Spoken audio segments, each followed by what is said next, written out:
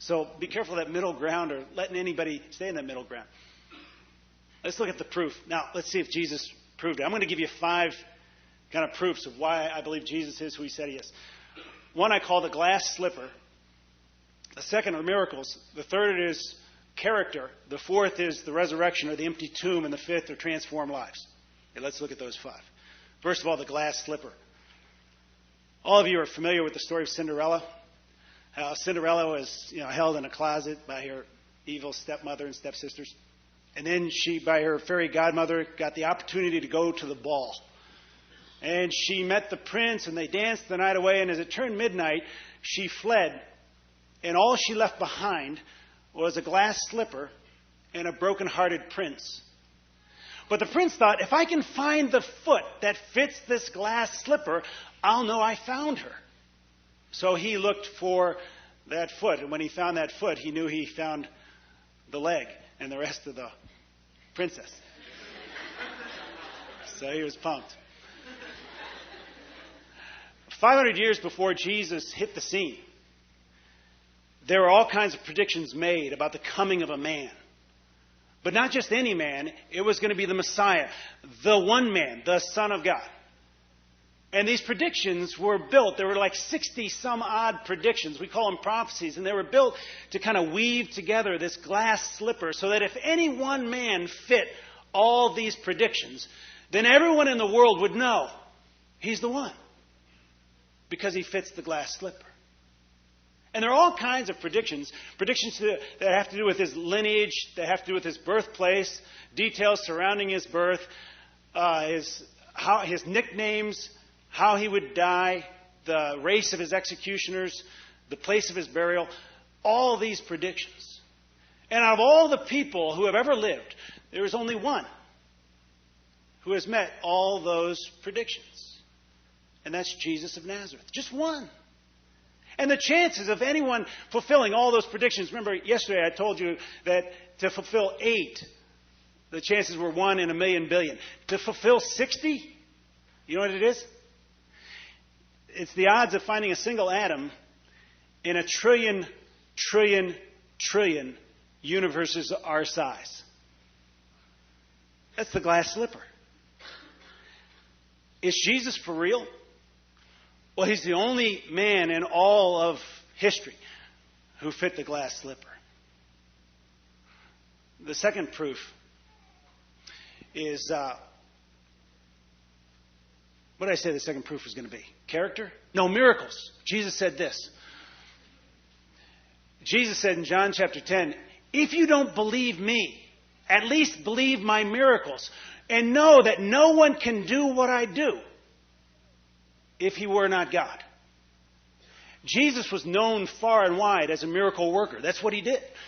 If you stop somebody on the street today and you said, tell me, what do you know about Jesus? What was Jesus known for? They'll say, let's say he was known for his teaching, and some people say he did miracles.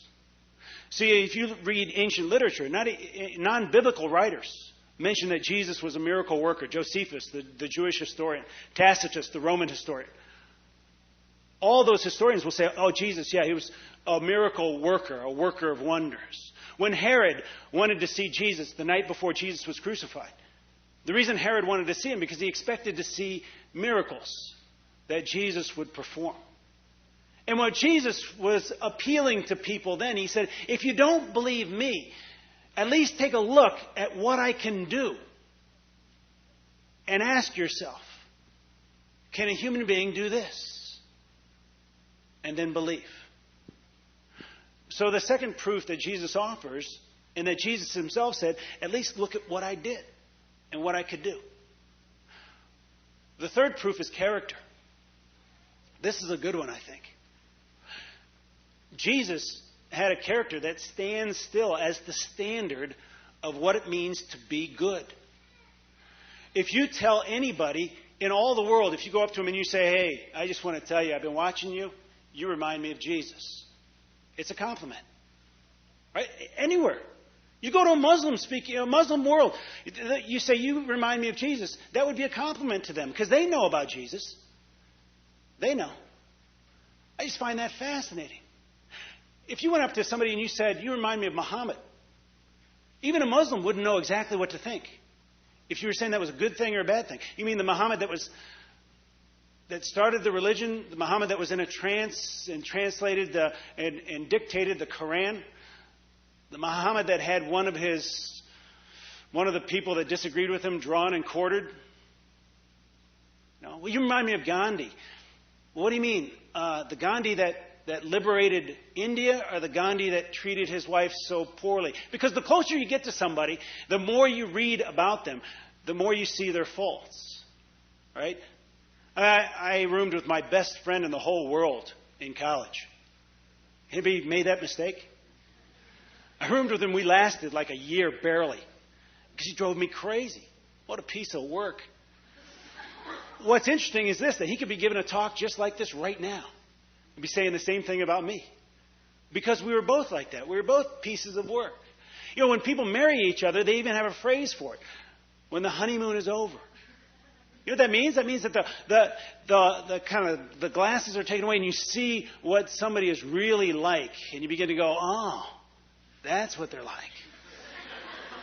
That's how they smell, you know. There were three guys that spent the most time with Jesus, Peter, James, and John, 24/7 for 3 straight years. 2 of them, Peter and John, wrote as they remembered what Jesus was like. Peter wrote this: in Jesus there was no sin. There was no deceit found in his mouth. John said simply, in Jesus there is no sin. These guys, when they remembered Jesus and spending time with him, they didn't go, oh yeah, he was a pretty good guy. You know what they said? They said, as far as we could see, he was perfect. Absolutely perfect.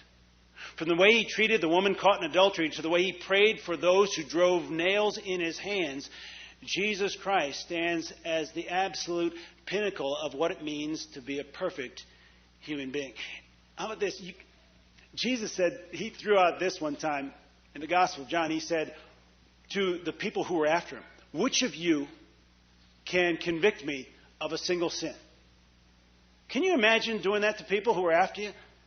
I mean, if I did that in my church, I mean, there aren't a lot of people that know me real well, but there are some people that know me pretty well. And if I said, which of you can convict me of a single sin? I know I'd have a bunch of my friends going, oh, pick me, pick me.